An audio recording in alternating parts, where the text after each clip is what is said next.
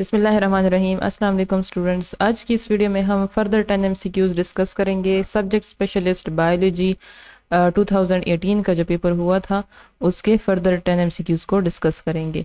सो MCQ number 31 है।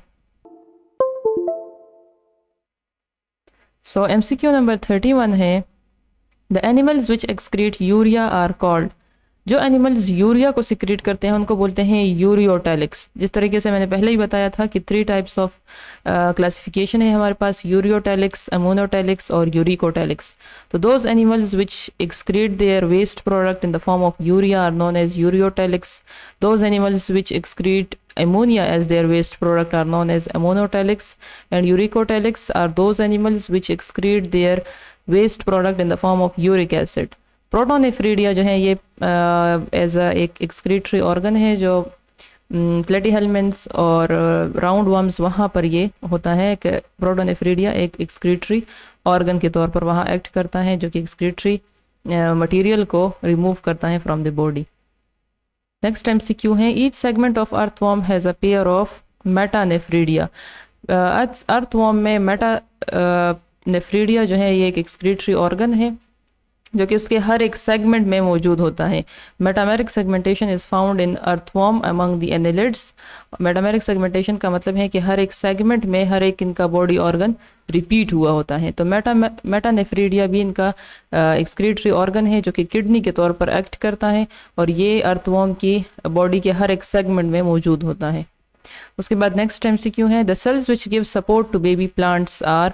तो these are collenchyma cells. Collenchyma cells young stems में मौजूद होते हैं, लीव्स में मौजूद होते हैं, इनके मिड में, ठीक है। तो वहाँ पर ये इनका फंक्शन है to support the baby plants. उसके बाद नेक्स्ट MCQ है, the most complex exoskeleton is found among the. तो एक्सोस्केलेटन जो है ये कम्प्लेक्स टाइप का मौजूद होता है अमंग दी आर्थ्रोपोड्स। मोलस्क में भी मौजूद होता है लेकिन इसमें एंडोस्केलेटन भी मौजूद होता है। मोलस्क में, एनेलिड्स में भी एंडोस्केलेटन होता है, टाइप ऑफ एक्सोस्केलेटन भी यहाँ होता है। और तो लेकिन कम्प्लेक्स जो एक्सोस्केलेटन है it is found among the arthropods, among the crustaceans, among the insects.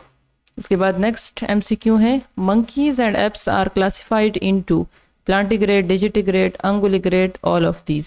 तो मंकीज और एप्स जो हैं ये बिलोंग करते हैं प्राइमेट्स से और प्राइमेट्स का लिंक है विद द ह्यूमन और ह्यूमन की एवोल्यूशनरी ट्री से ये लिंक करते हैं। तो वहाँ पर ह्यूमंस चूँकि प्लांटिग्रेड हैं तो monkeys and apes these are also plantigrade. Plantigrade का मतलब है कि इनका जो फुल लेंथ है सोल का पूरा ये ग्राउंड को टच करता है। डिजिटिग्रेड जो है ये वॉक करते हैं विद ओनली देयर डिजिट्स। डिजिटिग्रेड्स ऐसे एनिमल्स हैं जो कि डिजिट्स इनके पूरा उनका जो होल सोल है वो यूज़ नहीं होता ड्यूरिंग द वॉकिंग, सिर्फ डिजिट्स जो है वो टच करते हैं ग्राउंड को।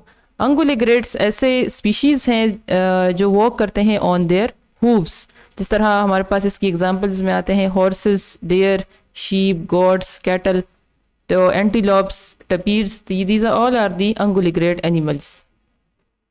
उसके बाद नेक्स्ट MCQ है, if two generations are vegetatively similar, such alternation of generation is referred to as isomorphic. जब vegetatively similar होंगे तो ऐसे alternation of generation को हम बोलेंगे isomorphic.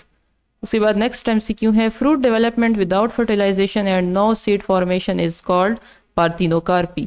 Parthenocarpy is a type of asexual reproduction जो विदाउट फर्टिलाइजेशन होती हैं, जिसमें कोई गेमीट्स इन्वॉल्व नहीं होते।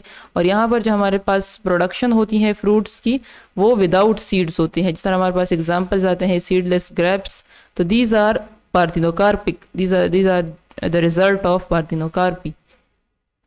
उसके बाद नेक्स्ट MCQ है, short day plants are really long night plants. अब जो शॉर्ट डे प्लांट्स हैं, लॉन्ग डे प्लांट्स होते हैं हमारे पास और डे न्यूट्रल प्लांट्स होते हैं। These depend on the photo periodism के अकॉर्डिंगली इनकी क्लासिफिकेशन हुई है। तो जो शॉर्ट डे प्लांट्स हैं ये अपने क्रिटिकल पीरियड से कम टाइम के लिए चाहिए फॉर दी फ्लावरिंग।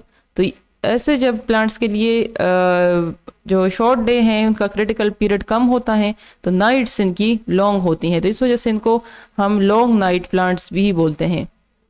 उसके बाद नेक्स्ट MCQ है, इन the honey bees males develop from, तो males are develop from unfertilized egg and these males are known as drones, इनको ड्रोन्स बोलते हैं।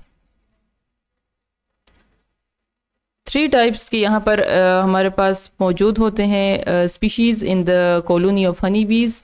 क्वीन होती हैं ड्रोन्स और वर्कर्स। तो drones are found due to the drones are the result of unfertilized egg and these egg are produced by the queen। इसके बाद next MCQ है, which of the following statement about sexual reproduction is wrong। Sexual reproduction के बारे में अभी नीचे MCQs में कौन सा ऐसा स्टेटमेंट है जो रॉन्ग है।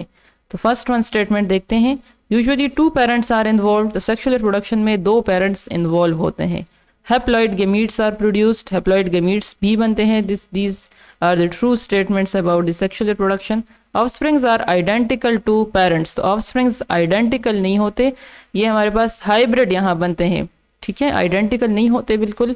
Show genetic variation as a result of genetic recombination, तो यहाँ पर जेनेटिक वेरिएशन शो करते हैं as a result of genetic recombination, यहाँ पर जेनेटिक रिकम्बिनेशन होती है between the parents which results in genetic variation, variants are produced.